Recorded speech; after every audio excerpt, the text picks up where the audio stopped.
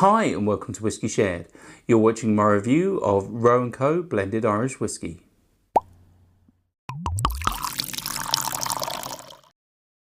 I'm Toby and you're watching Whisky Shared. Welcome to my review of Roe Co Blended Whiskey. Roe Co is an Irish whiskey owned by Diageo and it's based in Dublin near the original distillery that George Roe built. This particular whiskey is a blend of malt and grain whiskies. It's aged in ex-bourbon American oak barrels. It's 45% ABV. It's non-chill filtered and it retails for £34 in the UK. Should we find out what it tastes like? On to the whiskey. So before I start nosing and tasting, let's have a quick look at the colour. I'd say that's like a deep gold. It doesn't actually say whether or not it's coloured, but I'd assume it isn't, but you never know. If you do know, let me know in the comments. Let's start with the nose.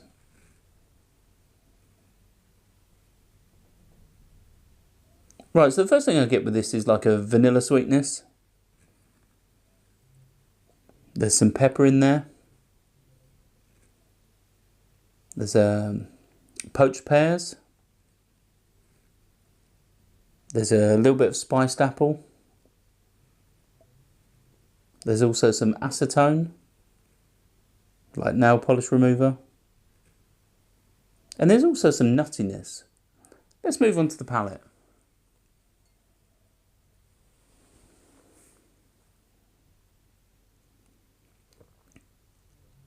So it comes across as quite creamy to start with.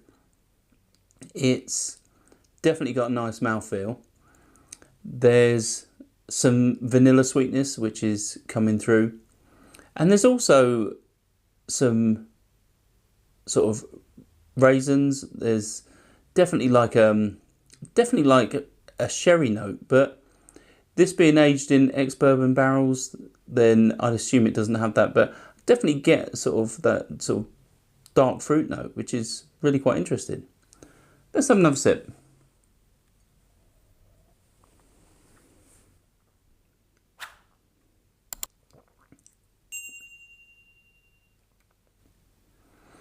I'm starting to get some chocolate now. Definitely tastes a little bit like milk chocolate. And there's a little bit of pepper, a little bit of spice on the palate, which I'd say is a little bit dominant. It's not horrible, but it's definitely dominating on the palate. There's also a sort of nail polish remover note on the palate as well. I'd say it's reasonably noticeable, and it doesn't seem to go away quite quickly.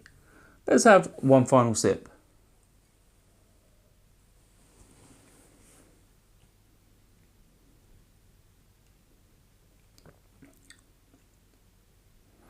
I'm starting to get a little bit of orchard fruits like apples and pears, but that acetone note is definitely quite dominant. In terms of finish, I'd say it's quite long.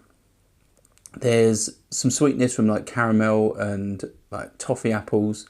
There's also that spicy, like tingly black pepper. And I'm also getting some sort of pencil shavings, sort of dry wood note as well.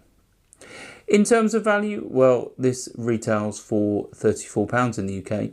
It can be found on offer occasionally. It does dip below the £30 mark sometimes, but this is an interesting one because I can say this isn't a whiskey I could enjoy drinking neat very often.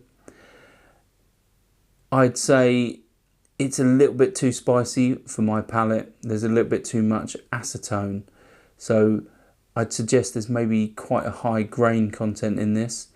But having looked on their website and read about it, it does seem that they've tried to make a whiskey that's supposed to work with sort of two main customers in mind. One are the blenders and bartenders, you know, the people making cocktails, and the other is the neat whiskey drinker. But although you could drink this neat, it definitely doesn't suit my palate. It's not a sipper. It's not something I could sit and enjoy a few glasses with, but it would definitely open up your palate and yeah, awaken your senses if you do drink it neat. I think the ABV is pretty good, and the fact that it's non-chill filtered I think is also good. And I think that does help with the mouthfeel, but that's probably one of its very few redeeming features. If you've tried this, let me know in the comments. As always, I'd love to hear your thoughts. And if there's another blended Irish whiskey that maybe you think I should try, then also let me know in the comments and I'll see what I can do. Hopefully you found this interesting, and hopefully I'll see you again soon. Stauncher. I hope you enjoyed this video. If you did, why not give it a like or a comment? And please consider subscribing for more videos like this.